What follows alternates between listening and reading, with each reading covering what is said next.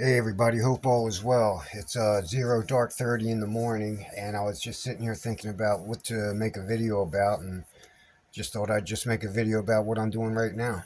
So I have a pair of FFGs in front of me, and what I'm doing now is I'm making these safety net parts for the FFGs for the flight deck, that circular flight deck. So I've got three finished already, and I just thought I'd make a video on go over on how I make these things and a few other things about them. So first thing is they're made from toothpicks. I prefer to use these round toothpicks from Walmart. I don't know how much they are a box, $1 if that. And of course, as with anything, they need to be sanded. So each and every one of them, they'll get sanded with 400 grit, 600 grit, because they're really actually quite rough when you get one out. So anyway, after the toothpick is sanded, I need to cut them into size. And one thing about these parts is that they kind of need to be a little precise. These little pieces here, they're 1/4 inch long, and they need to be 1/4 inch. They all need to be the same length. So to do that, what I'll do is I'll take a 1/4 inch piece of wood here, and I'll drill a hole through it the same diameter as the toothpick. Put another toothpick through it. Clip off what's extra. I'm going to try to do this as quickly as I can because I don't know how much time I got left on this phone. So, and sand both ends down flush. And just do that however many times I need to do it, and that'll give me a precise 1/4 inch piece of wood all the time. So that's a little, and that don't just work with this. If you need other pieces of wood, sometimes I'll glue a couple of these things together if I need something exactly a 1/2 inch and or some other odd dimension. And so we'll put that aside. And so once I got all my pieces cut out, the bottom part is always 1/8 inch longer than the top part. And that is so I can fit these little metal hinges that I make. So here's what one looks like. And it's just a piece of metal wire that I bent using wherever I put them. What I'll do is I'll use these jeweler's pliers. They're rounded, or you can call them rounded pliers. And now I've been doing this for a little while, so I know exactly where I got to go. And I'll try to do this in such a way that you can see it. Just make one bend this way and another bend that way. And you'll end up with a part that looks like that, if you can see it.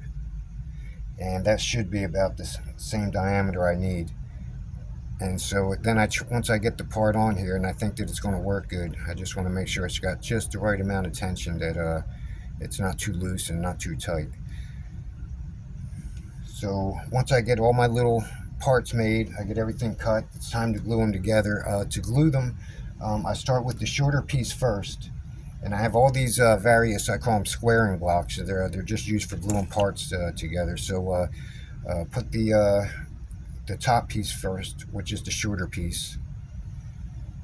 And then I'm not going to sit here and try to make the whole thing. I'll run out of time. But dropping one end in a little bit of glue, just using a little bit of glue, just put each of the little, here, I'll try to do it real quick while I'm at it.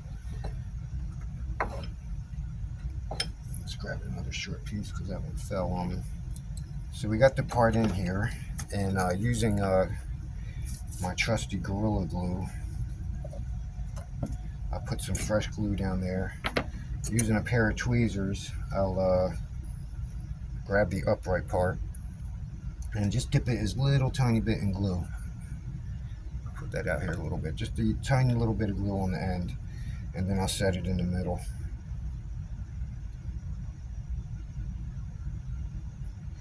Then I'll grab another one, and I'll do this 3 times. And like I said, not using a whole lot of glue because I want to go back over this with reinforcement.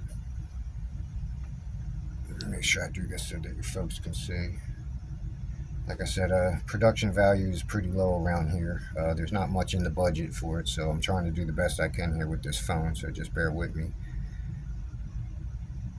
Alright, and then let that dry. Also, I'll use a square piece of wood to make sure everything's, especially this part right here, is square. Now that Now set that off. You'll want it to dry completely 100% because they'll stick a little bit with the glue. And what I'll do is I'll carefully pop the part out with one of these blades after it's dried. And then add the bottom part on, the longer part, and I just kind of eyeball that into place. And so once everything's dry, here's a completed piece. I could start fitting on some of these hinges that I made, and we'll just pretend that they're made because these ones are already actually done on this ship. And so, like I said, I'll wrap the hinge around the bottom wood part, and then I've already got holes drilled into the sides of it, and they'll go in just like that into the hole once that's put together. Oops, that one came apart, but that's okay. We'll do the next one. So just pretend we put it in a hole, and then you'll have an operating safety net for the flight deck.